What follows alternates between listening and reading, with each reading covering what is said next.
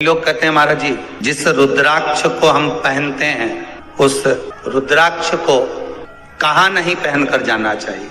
5 स्थान बताएं जहां रुद्राक्ष पहनकर नहीं जाया जाता। कितने स्थान है? 5। और रुद्राक्ष को 5 स्थान पर पहनकर नहीं जाते, पर रुद्राक्ष के लिए वर्णन किया गया है कि रुद्राक्ष कब कब उतार कर उसको वापिस अभिमंत्रित करना चाहिए।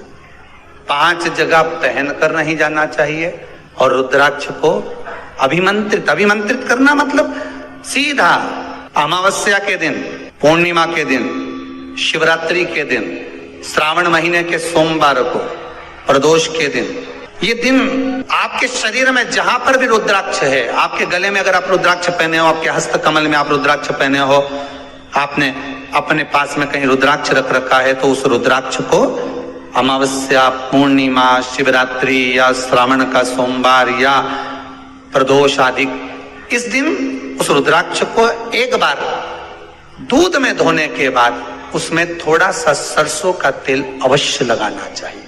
क्या होगा उससे? उससे होगा क्या? शिव महापुराण की कथा कहती है, महाराज रुद्राक्ष को दूध में धोने के बाद, स्नान कराने के बाद जल से स्नान कराया, थोड़ा सा सरसों का तेल लगा दिया। महाराज क्या मिलता है उससे? तो कहा उस रुद्राक्ष में बल प्राप्त होता है। कौन सा बल? जो शरीर के अंदर बीमारियां बढ़ती हैं, उस बीमारी को वो रुद्राक्ष धीरे धीरे समाप्त करना प्रारंभ कर देता है। पर एक और चीज याद रखना, जिस रुद्राक्ष के पानी को आप बीमारी के समय पर गलाकर पीते हो, उसमें सरसों का तेल नहीं लगाना। उसमें सरसों का तेल नहीं लगाना। उसको तो आप केवल स्नान कराओ दूध से, जल से, और फिर उसको गला दीजिए, उसका पानी आप पीना चालू कर दीजिए। जिसको बड़ी बीमारी होती है उसके लिए कल कथा में वर्णन किया रुद्राक्ष के जल। रुद्राक्ष का जल पिया जाता है शरीर के अंदर से रोग को, बीमारी को हटाने के, रोग बीमारी को समाप्त कर। तब 5 स्थान बता दिए, 5 जगह बता दी, 5 स्थान निश्चित कर दिए जहां पर रुद्राक्ष को पहनकर नहीं जाना। पहला, किसी की मृत्यु वाली जगह पर। दूसरा, जहां पर बच्चे का जन्म हुआ, मृत्यु आदि जगह पर सूतक लगती है, जहां बच्चे का जन्म लगता है वहां सावड़ लगती है। मतलब जीव जाने के बाद दुख का सूतक होता है, और बच्चा जब जन्म लेता है तो सुख की सावड़ रहती है। सुख की 2 स्थान।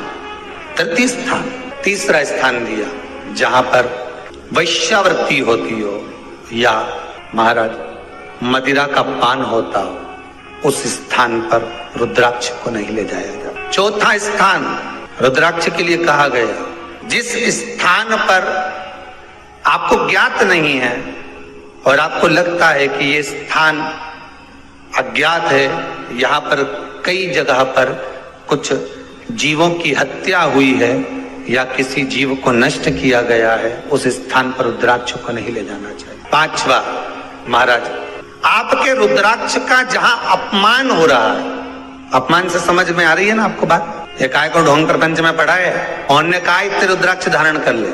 कौन ने कहा है? क्यों ढोंग प्रपंच में पढ़ा है? अगर हम रुद्राक्ष गले में पहन लेते और नारी का रजस्वला धर्म आ जाता है, रजो धर्म का समय आ जाता है, वो रुद्राक्ष हम गले में धारण कर कर रखते हैं, तो वो रुद्राक्ष क्या वो बेकार हो जाता है? पहले एक बात बहुत अच्छे से समझ में, आप सन्यासी हो, जम के बोलो जरा, आप तपस्वी हो, आप साधक हो, आप उपासक हो, या आप बैरागी हो, आप एक गृहस्थी हो, घर में रहने वाली माँ गोदी में रखा हुआ बालक अगर गंदगी भी कर दे, पूरे कपड़े को भी बिगाड़ दे, तो माँ बच्चे का कपड़ा बदल देती है, और बदल कर माँ को ये जरूरी नहीं है कि उसको साड़ी बदलना, उसको कपड़े बदलना या उसको फिर नहाना। बच्चा जब गोदी में होता है तो माँ की गोद में कितनी बार भी गंदगी कर दे, फिर माँ अपने कपड़े बार बार नहीं बदलती, उसी कपड़े से काम करती रहती है, उसी कपड़े से सेवा करती रहती है, उसी कपड़े से भगवान का पूजन भी करेगी तो भगवान स्वीकार करेगा। क्योंकि मातृत्व के लिए, माँ के लिए, नारी के लिए छोड़ दिया गया है कि तुम पर हाँ, आप अगर पूजन करने बैठ रही हो तो आपको ये 7 दिन पूजन नहीं करना। पर रुद्राक्ष अगर आप पहन रहे हो, रुद्राक्ष अगर आप धारण कर रहे हो और अपने जीवन की सार्थकता के लिए स्वीकार कर रहे हो, जैसे तुलसी की माला और रुद्राक्ष की माला गले में पड़ी रहती है, तो ये कंपनी का ट्रेडमार्क होता है कि तुम कौन सी ब्रांड के हो। ये कंपनी का ट्रेडमार्क है।